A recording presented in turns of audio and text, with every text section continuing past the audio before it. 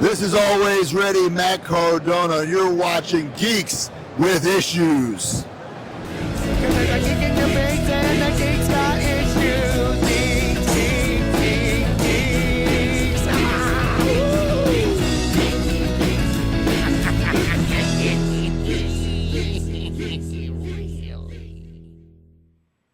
Hey true believers, welcome back to another exciting episode of Geeks with Issues 20XX, brought to you here in the new basement of dreams at the Northern Berkshire Community Television Studios in North Adams, Massachusetts. We have a fantastic episode for you planned, but before we get to it, allow me to introduce to you your geeks. To my far right and your far left, Andy. I couldn't even intro him. I'm He's Andy. just Andy. I'm Andy. That's right. You are Andy. And now for the man who needs no introduction. Ogre. And I, your friendly neighborhood Geekmaster, am Tuck.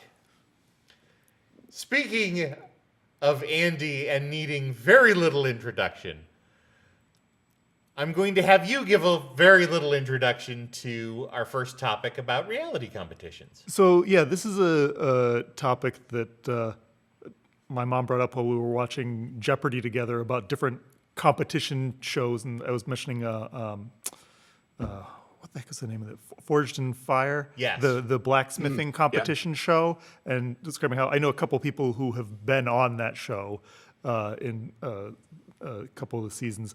But she suggested, what other geeky hobby, activity, or passion would you like to see turned into a reality show, a la Jeopardy or Forged in Fire or Top Chef or something like that? What geeky activity would you like to see people compete to do on national or maybe not national television? So I've got a few ideas, but I'd like to hear what you guys have in mind. Ogre was chomping at the bit because he had some stuff that he really wanted to talk about this topic. Yeah. The most engaging one that came to mind for me was very similar to how Shark Tank works. So you take a group of geeks. Each episode can be a different subject or a theme, and have the geeks pitch their fandom, skill, and passion to notable and famous geeks. Presenting the goal is to get them interested in their fandom, in their geekdom. There, the couple of reasons for it.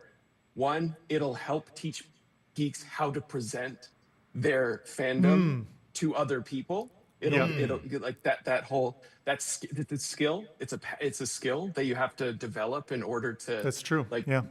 Reel in more people into your niche. There, it's and you get to have great conversations. You get to have I feel like that would be an engaging show overall. Henry Cavill would be an excellent celebrity judge on that show. Yeah, Absolutely. yeah. Stephen Colbert would be a good one. There's a few people who I'd love to see like getting excited about other people's geeky interests. That's a really cool idea. Oh, that's awesome. So Henry Cavill sort of segues into my idea relatively well. A miniatures show. Yeah. So painting, diorama design, kit bashing, inclusion of special effects like LED lights and things of that nature. There is this tremendous amount of skill and capability that is out there for people who can create incredible miniature worlds, whether you're talking about BattleTech or Warhammer or any of the less known ones in between. Sure. I think that would be absolutely fantastic to, here's a box of sprues. Yeah. Build this. Make something with it. Yeah. That's a really good. That sort of segues into one of my ideas, which was Lego, which is sort of the same thing. Like, I think that really works in this sort of like cooking show sort of format where it's like you must use this one special ingredient in order to make a thing. Didn't they do a Did Lego they? Masters? Did they? And as a matter of fact, there's a Berkshire County connection because one of the participants is the owner of Bottomless Bricks in Pittsfield. Okay. Yeah, as Ogre was talking about, it's hard to come up with ideas that haven't already been done in some ways. Yes, but it I think is. a I cosplay love it. competition show would also be amazing to see. Yes. And just to see what people can do and come up with, like, you know, miniatures, cosplay, those are like very visually stuff you can see something visually created in a half hour, whether it's they actually give them a half hour or not. I don't know how edited some of these shows are, but you know, it's always really cool to see like that progression from starting from base materials to making something. There's a very sort of face-off vibe to that one because it face off the competition for makeup and design artists. Okay. But you wouldn't focus on the makeup. You'd be focusing on the costumes, the costume design, possibly prop design. And like those kind of shows can be hilarious when it can be very entertaining when like things are not working out for people. It's like, oh no, these wings are not moving and they're falling off, or I can't get the fist to grip right, or I can't, you know, do this. And you know, not that I want to see people fail, but I want to see people really push themselves. Yes. The struggle is what's entertaining. Yes. Not the failure, the overcoming of the journey, not the destination. Exactly. Very nice. So speaking of taking journeys and potentially not arriving at destinations, Ogre wanted to talk a little bit about solo and journal RPGs. So Cernal, I just discovered, I discovered them for myself a few months ago here. And I was just wondering have you ever experienced them or tried to journal using an RPG framework, anything like that? So one of the list of my unfulfilled ideas that got dropped on the edit room floor was a show, and people actually, the reason it ended up on the edit room floor is because I didn't think of it fast enough. Because I thought of it and then thought about the logistics of how to do it, and then other people started doing it. During the pandemic, doing a show about exactly that, playing solo games and showing off different solo games. Yeah.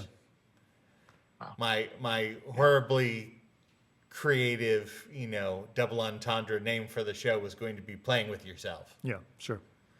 Which, you know, of course it was.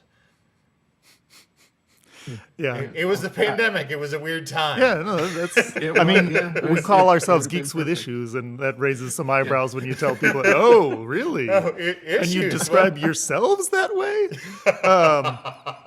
But yeah, I did years ago. It was like a subscription that was through like Scholastic, like book fair stuff. It was this kit. There was a Star Wars RPG.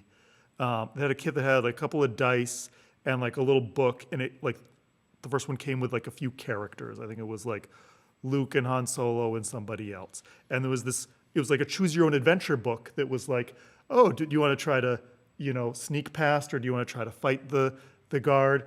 You know, if you want to sneak past, roll this die, and if it passes, go to page this, and if it fails, go to page this.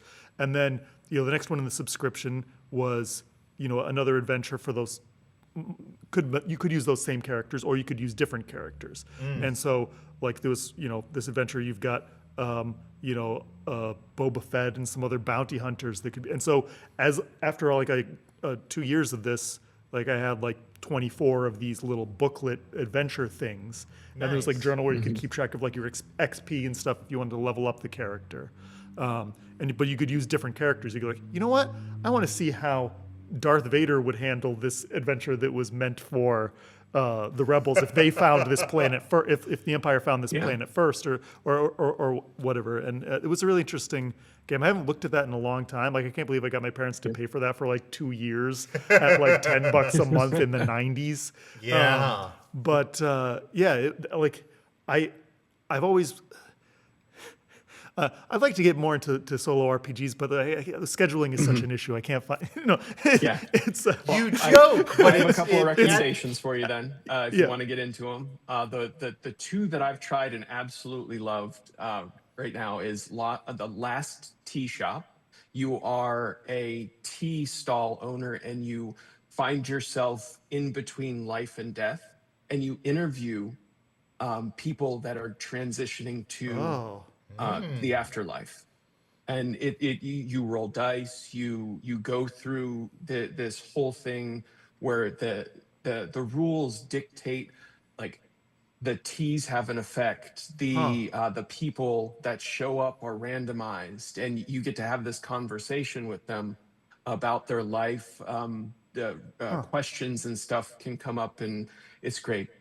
The second one is called Little Town. It is a solo RPG inspired by Twin Peaks. So it's full of mystery, it's full of great rules, and they're so engaging, and they're a wonderful way to just explore storytelling, explore just how your brain works too. Its original purpose was journaling. So it's kind of a mechanism so you can explore what's going on up there as well, just for a little, added benefit. Yeah. The solo RPG that I own that I haven't had an opportunity to play yet because Andy jokes about being able to do scheduling, but legit, that has been most of my problem, has been Star Trek Captain's Log. Oh, okay. It is an adaptation of Star Trek Adventures, the RPG, built around, it's got some extensive Oracle components, so you're randomly rolling what's coming next, and then sort of crafting it in your own mind and responding to it. And there's a very sort of, you've got to be prepared for the fact that you are both the player and the GM at the same time. Yeah. There's a game, I'm not sure if this fully qualifies. I think you could play it solo. It's The Quiet Year. Yes. Which is a deck of cards driven way of sort of like simulating a year in an isolated place, whether that's a town, a colony on Mars, whatever you choose it to be. And I've always been looking, that could definitely be something that you just do solo. You could do it with a group as well. And one thing that I really wanted to do was use that to create a town or setting to play another RPG in. Nice. To sort of use that as we're going to use this Quiet Year system to build the town and the factions in it and the conflicts in it and play out sort of like a year in the town from a sort of top-down perspective. Now, pick characters who are in this town, and we're going to play them interacting with the larger world and trying to protect this town. That's awesome. But you could certainly do that solo and just sort of. I thought about also doing that solo as a GM to sort of like, I'm going to solo build this town that then the players are going to come and interact with. I like the idea of it is sort of like the passage of time and seasons. And because each season is like a suit, and you might not get through the last season before some winter event happens that causes the town to clash violently with the outside world.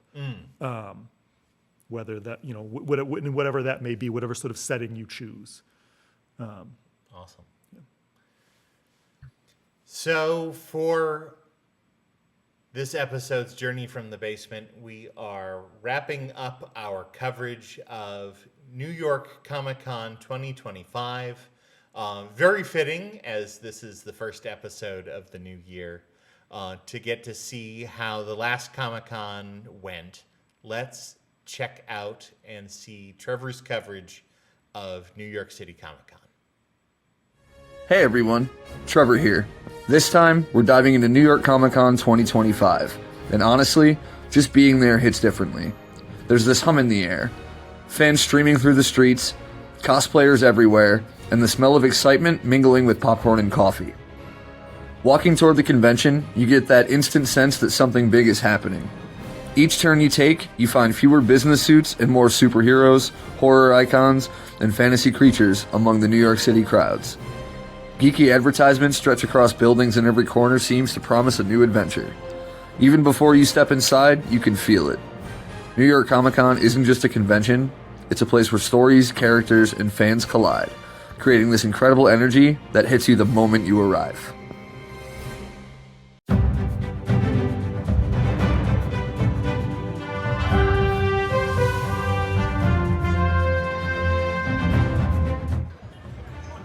Hey, true believers, we're here at New York Comic Con. No, here at New York Comic Con. Thanks for joining us. Let's take a look at everything we've got going on. Once you get inside, that energy just explodes. The Javits Center itself is stunning. Massive halls, light pouring in, and this scale that honestly reminds me of the Fortress of Solitude. But instead of being alone, it's buzzing with thousands of people who share the same passions, and it feels electric. One of the first things you notice is the sense of community. Everyone's approachable. Cosplayers posing for photos, artists chatting about their work, fans swapping panel tips. Even strangers feel like friends, and that friendliness spreads, making the whole experience feel welcoming and alive. If you want the best chance to enjoy all of that without getting crushed by the weekend crowds, here's a tip. Thursday is the best day to walk around. The halls are more manageable, you can explore panels and booths freely, and you get to soak in all the sights and sounds before the weekend frenzy really hits. Then there's the thrill of the con-exclusive merchandise. Hunting down rare comics, signed posters, or limited edition collectibles is like a treasure hunt. Every corner of the floor hides something worth finding. That excitement is part of what makes New York Comic Con so addictive. This year was extra special for me personally because it was the first time I brought my son to Comic Con. Watching him geek out and experience the excitement I've loved for years, that's generational geekdom in action. It's nostalgia, wonder, and new memories all rolled into one weekend.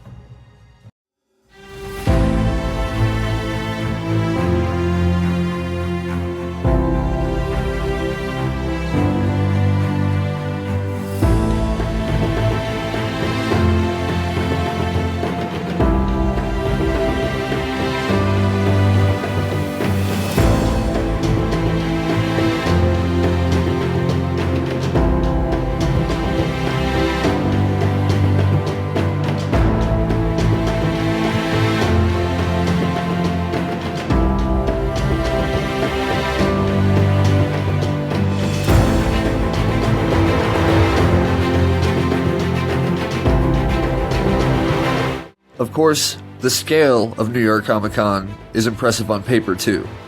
This year, 250,000 fans attended, there were 570 plus panels and events, and over 1,250 creators and exhibitors filled the halls. But numbers only tell part of the story. Walking through hundreds of booths, seeing murals and cosplay everywhere, and hearing fans react to announcements, it makes the convention truly unforgettable. At the end of the day, NYCC isn't just about panels or collectibles, it's about community, connection, and celebration. Whether you're there for nostalgia, exclusive merch, or just sharing the weekend with someone you care about, there's a little magic for absolutely everyone. Can't wait to chase that magic with you all again next year.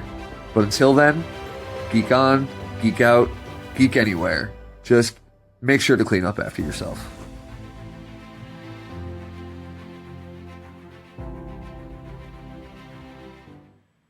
All right, geeks, we've seen the past with Comic-Con. Now let's look into the future. What do you want to see at the 2026 Comic-Con? I just Artist Alley and cosplay. Those are generally the two things I'm like, ooh, let's go, let's go, let's go.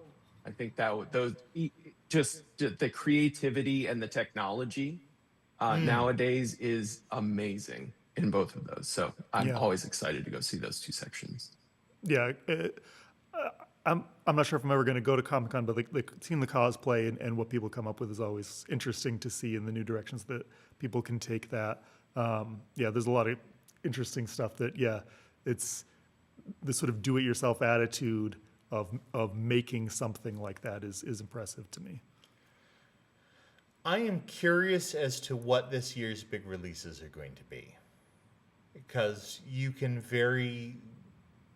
you can sort of gauge, these are the things that we're planning in advance, but very often there's some surprise releases that end up being a big deal that people didn't expect to be a big deal. And I'm always curious about where that's going to end up going. Yeah. Not to throw gas on the fire, when the Netflix merger with Paramount, like, what's going to happen? Or is it Paramount? Is it Paramount? Wait a second. Is it someone? No, it's WB. It's WB. Yes. WB. Yeah, Netflix and Warner Brothers. Yeah. Although by the time we're recording this, it might have changed. It might be Skydance / Paramount and Warner Brothers. Maybe. Hey. Yeah. Hard to say when you're recording something in the past how that's going to go. Hi, future people. Hi, future. Whether that's at 2026 Comic-Con or just in a couple weeks when this comes out. That's right. So, this is not going to be a spicy take in this room, but it might be a spicy take for someone watching. There is a term that I have heard bandied about, which made me irrationally angry. That term is de-geekification. The definition of the term is when a piece of media has reached a point where it has been absorbed into the cultural zeitgeist to the point where it is no longer niche enough to be considered geeky. An example of which being Dungeons and Dragons. With Stranger Things, with Critical Role, with things of that nature. Dungeons and Dragons is no longer this mysterious thing that people do in their basement. It's something that most people are familiar with. Yeah. It's sort of what the MCU did for a lot of the comics. For comics, exactly. Yeah. Perfect example. My spicy take is this is borderline a slur. Thank you very much. Don't say it again. Thank you very much. Yeah. Because we are not dealing with the de-geekification of media. We are dealing with the in-geekification of society. Yes. 100%. Society is learning to accept their geeky nature more, and they are learning to welcome new and different geek media. They're also learning that the areas that may not have been considered geeky previously because they were mainstream are in fact absurdly geeky. Sports is a fantastic example of this. Yes. Yeah. Sports may be mainstream, but if you talk about someone who really knows sports numbers, they are as capable of rattling off the capabilities of a team, a group of players, as someone like I would be naming off the capabilities of the Enterprise D. Another important thing to think about is that I'm sort of taxing my sports knowledge to come up with names of sports ballers.